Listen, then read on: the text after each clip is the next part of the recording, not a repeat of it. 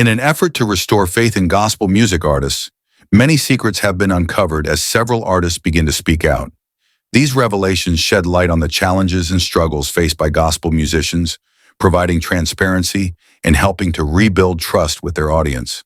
As more artists share their experiences, the narrative of the gospel music industry evolves, offering a deeper understanding of its complexities and the personal journeys of its performers. Secrecy always destroys. We are not made to live in secret. I was astonished by some things that came to light because I know people and I couldn't believe what I was hearing. In his recent post, Duran Kings confronted newsboys, expressing his difficulty in believing that they were unaware of the scandal that had been concealed for decades. He went on to reveal a long-held secret, shedding light on the truth he had kept hidden for so long. This revelation has sparked further controversy, leaving fans and the public questioning the integrity of the situation and the role of those involved. I'm sure that many of you have seen the allegations brought against Christian musician Michael Tate from DC Talk and the Newsboys. There are two articles, one by the Roy's Report and one by The Guardian, and I contributed to both of them, though my story is by far the least severe of anyone's mentioned. I decided that I want to publicly talk about it because I want to show support for my friends who are the victims of Tate's attacks. My story is that about 20 years ago, my former bandmate Paul and we were in a band together called Mute Math. We were invited to Macaroni Grill in Brentwood, Franklin, Tennessee, to go have dinner with Michael Tate. I was so excited to get to meet one of my childhood heroes, but quickly discouraged by within the first 4 or 5 minutes of the conversation, he had, in a really forced way, found a way to stroke my ear and put his hand on my leg. Made me uncomfortable. I, after that meal, never spoke to or saw him again, thankfully. But about 10 years after that, a dear friend of mine confided in me a story of actual sexual assault that took place at Michael Tate's house, that my friend was the victim of, to clarify. Years went by and I heard other rumors, more just rumors of his constant partying and debauchery, not of assault. And then about 5 months ago, my dear friend Israel, whom I've known since 1997, I used to work for his parents, Israel contacted me about a news story that was being done. And if you'll read the story, you'll see that Israel was only 13 whenever he was assaulted by Tate. I never knew that story until this year, and I was heartbroken to hear it, but glad that somebody was actually doing the work of investigative journalism to start to bring all of this in the light. I was able to connect other friends of mine who had stories to each other and also to the reporters, and I hope that both of you reporters, I want to say right now, Jessica and Josiah, I hope you feel so proud of the work you've done. Great job. I want to talk about so much about the culture that facilitates and attracts these predators, but for now, I'll just say two things.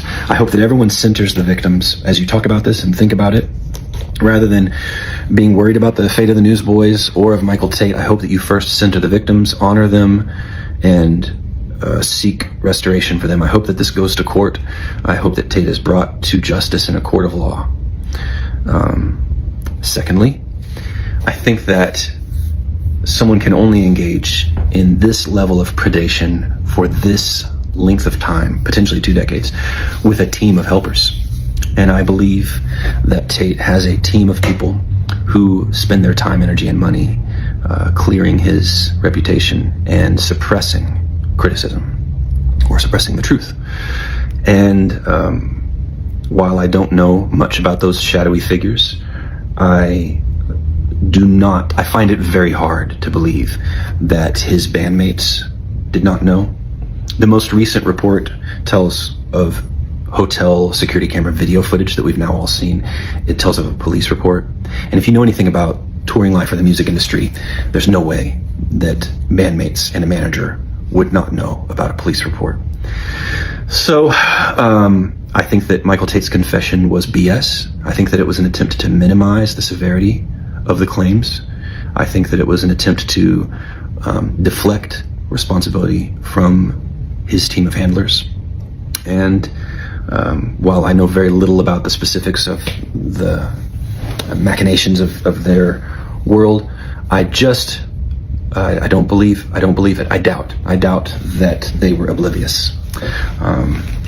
Though I have left the church and Christianity, I still use the scriptures that I was taught as a child as one of my primary ways of seeing the world. And I thought I might share a verse with you that I was reminded of in this situation. This is Amos 5:21 through 24, the word of the Lord. I despise your festivals, and I take no delight in your solemn assemblies. Even though you offer me your burnt offerings, I will not accept them, and the offerings of well-being, your fatted animals, I will not look upon them. Take away from me the noise of your songs. I will not listen to the melody of your harps, but let justice roll down like water, and righteousness like an ever-flowing stream. Despite the disturbing revelations, there is no doubt that many gospel music artists continue to genuinely pursue their craft in a way that honors God, both on and off stage. Regardless of the challenges they may face, these artists remain committed to their faith and mission, staying true to their purpose and delivering music that uplifts and inspires. Their authenticity and dedication serve as a reminder that integrity still thrives within the gospel music industry.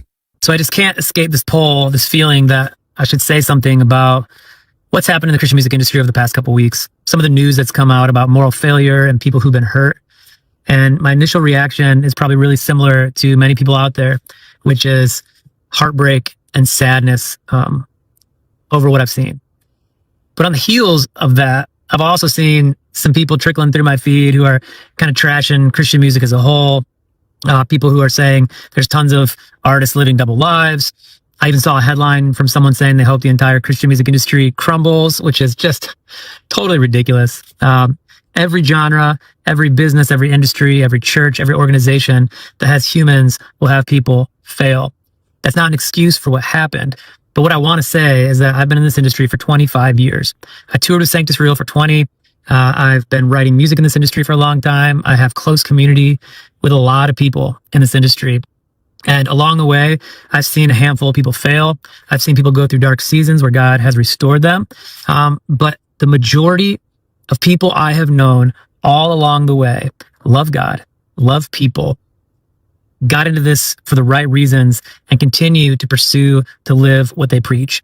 And so I just want to encourage the person out there who's like, is this whole industry just a sham? Absolutely not.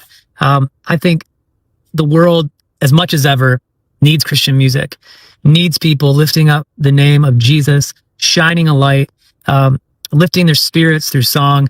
And I'm still excited about what God has been and is up to in Christian music. And I just wanted to encourage somebody out there with that. Maybe there's somebody out there who that's not their experience, but that's my experience. And so I wanted to encourage you with it, that God's still doing great things in the industry, and that we should just continue to pray for the people who've been hurt. In an effort to clear the air on his side, Mike Don has made a statement regarding Das Star and Newsboys. He expressed his thoughts on the situation, aiming to provide clarity and transparency. According to Mike Don, he feels it's important to address the ongoing controversy and share his perspective, emphasizing the need for truth and understanding. His comments aim to offer insight into his stance and foster a more informed conversation surrounding the issue. I want to say this about the state of the CCM industry. Been inspired by my friend Matt and been asked a lot about my opinion on some things. And I want to say this. I've been in the CCM industry since 2007 when my band got signed, and I've seen a lot of good and some not so good. And when blow-ups happen, there seems to be two radical responses. One, see, they're all a bunch of lion snakes in it for the money. Let's burn this thing to the ground. Or two, this defiant defensiveness. Hey, who are we to judge? God uses broken people. I want us to hold some tension in the middle. One, consequence and condemnation are two different things. We can hold people liable for their actions, that they would experience the consequence of those actions while not condemning them. That's why we have to forgive everyone, not so that we look over what they've done, but so that we can see it rightly. When we forgive, we're no longer looking for vengeance, we're looking for proper justice. Does that make sense? Two, it's all about integrity, right? So many people ask me, hey, so-and-so, so-and-so, so-and-so, are they legit? Are they legit? Are they really legit? A better question is to say, do they walk in integrity?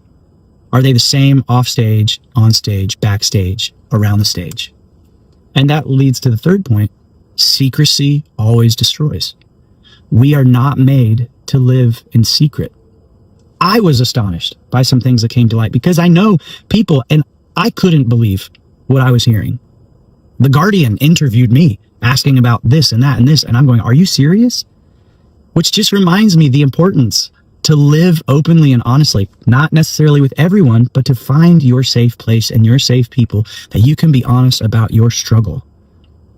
Hebrews 12 doesn't say, you run with perseverance the race marked out for you. It says, let us run the perseverance marked out for us.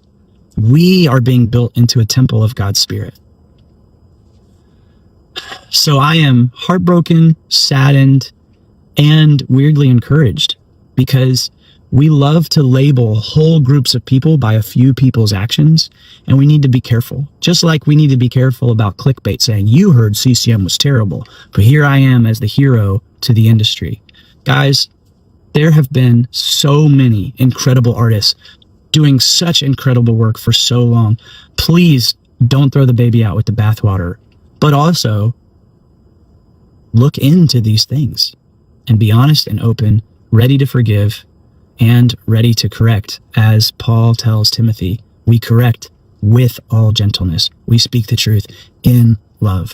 What we say is just as important as how we say it, and how we say it is just as important as what we say. Amidst all these events, I advise the masses to stay true to their faith in God and not waver for worldly reasons. Remember the words of 2 Corinthians 5:7. For we live by faith, not by sight. This reminds us that no matter the challenges or distractions of the world, our faith in God should remain steadfast. Let us draw strength from Him and remain strong in our convictions, knowing that our faith will guide us through difficult times. Thanks for sticking around.